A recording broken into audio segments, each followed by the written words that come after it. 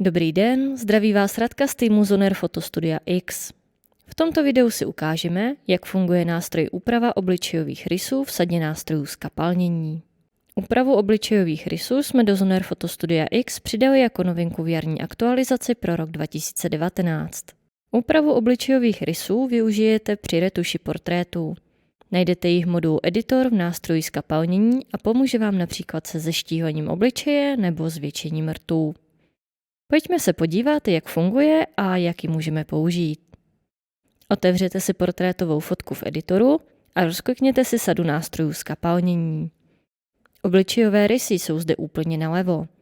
Můžete si všimnout, že nástroj sám rozeznal obličej na fotce a označil ho obdélníkem. Tohle dělá díky umělé inteligenci. Sám rozpozná obličeje na fotografii a identifikuje jejich důležité body, se kterými můžeme následně pracovat. Vpravo v panelu nástrojů se nám zobrazují úpravy, které můžeme provést.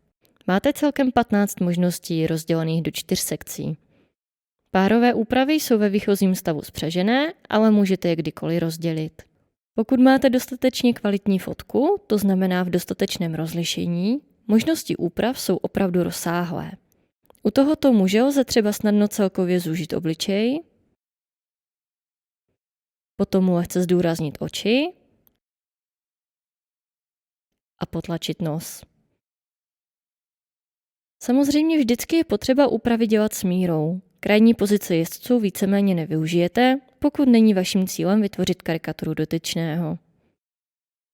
Nemusíte se bát ani fotek, které jsou foceny z úhlu nebo přímo z profilu. I s nimi si program hravě poradí. Program s pomocí umělé inteligence detekuje i natočené obličeje a úpravy tomu přizpůsobí. Úprava obličejových rysů funguje i hromadně.